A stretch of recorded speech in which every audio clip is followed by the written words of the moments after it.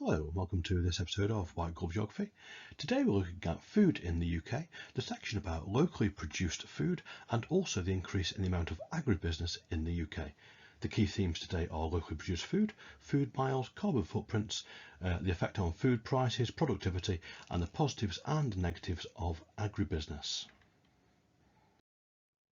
Firstly, we're going to talk about locally sourced food.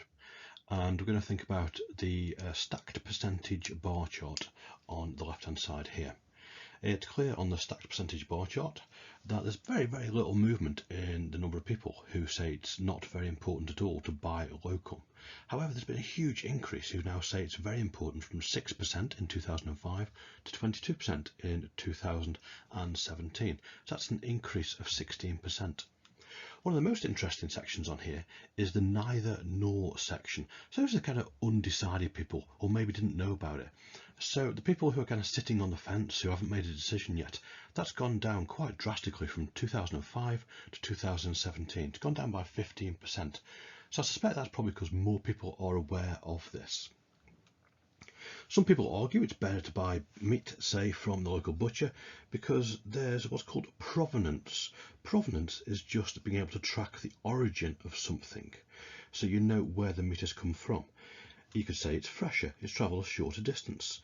There's more accountability in terms of animal welfare, so the butcher might change the farm as the source produce if the butcher doesn't feel that there's good animal welfare. Also, there's going to be more money staying within the local economy. So the local farmer rears the animals, and then the local butcher buys that meat, and then the local people buy it from the butcher, and then the money stays within the local economy, the people on the ground.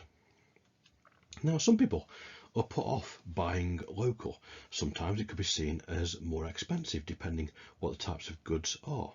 Also, it may be you need to visit a different greengrocers, a different butchers for different types of produce. So actually, there's more fuel being used from the customers visiting different places.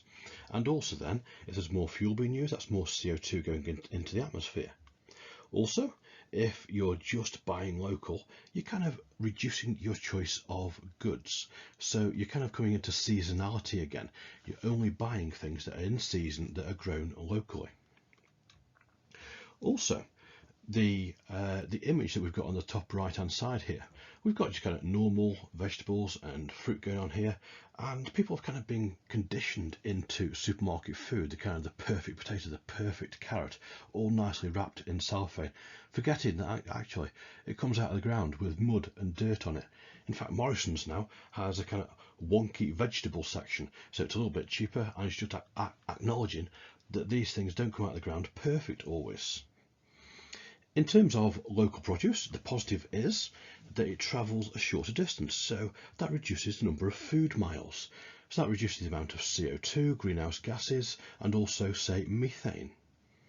Also, the number of nutrients in the food, vegetables particularly, is going to be higher because they decrease as soon as they are picked out of the ground.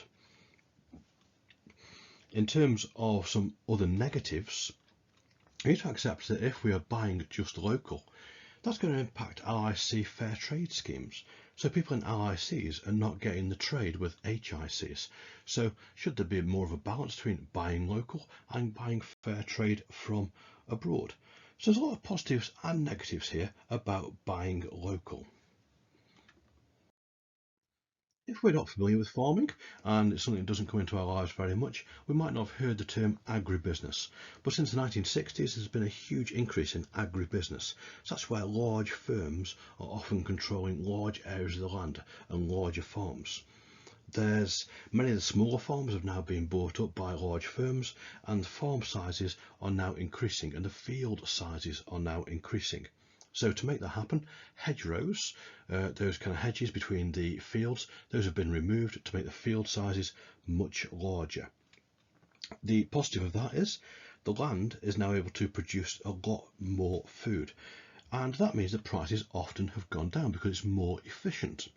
And that could be seen as positive because more people are able to afford more different types of food. It could be seen as a negative because there's more pressure put on farmers to produce food for a much cheaper price. If the If the fields are much larger, that means that highly specialised machines can be used on the fields. So on the left hand side here, we've got lots of things going on in the combine harvester that's harvesting the field. We've got GPS controls, we've got tracking devices, we've got automatic steering to make sure it goes in a straight line. Also in the top right, the kind of the image map that comes out there is a kind of an informed farming decision. So what's going to come out there is the farmer knows exactly on the red areas where there needs to be next year more nutrients. Those are the less productive parts of the land. And this is all controlled by GPS, and on the green areas those are productive parts of the land, so not as much fertiliser needs to be put down. So these are highly specialised machines that wouldn't be able to be used on small fields, and this is one of the reasons why prices have gone down. Sometimes in some parts of the country, a negative it could be seen of agribusiness is what's called monoculture, so just one type of crop year after year after year being grown in a certain field. So that means that nutrients are being taken out, and as the nutrients are taken out of the soil, they need to be artificially replaced by fertilisers. Many of the large businesses, they have what's called vertical integration in terms of their business. So the firms, they own the farm. They also own the business that does the packaging. They also own the business that distributes it to warehouses. They also own the business that maybe freezes it as well. So they own all those links in the supply chain. Some people argue that agribusiness is good because it saves people from having to visit lots of different shops, and it kind of goes into the supermarkets, the prices are cheap, there's a consistent quality. Some people say that it's bad because there's monoculture going on, and that has an environmental impact, and also hedgerows are being destroyed, so it has an impact upon ecosystems. In terms of our country, should we be having more agribusiness or less agribusiness? Who should be in control of the farms? Because large businesses, the price point is usually the key driver in their business decisions. And also, if we're producing food much more cheaply, that could affect LICs importing goods into our country. Another positive, a massive positive, is if we have agribusiness, then we're much more self-sufficient as a country in terms of importing food. We're less reliant on other countries.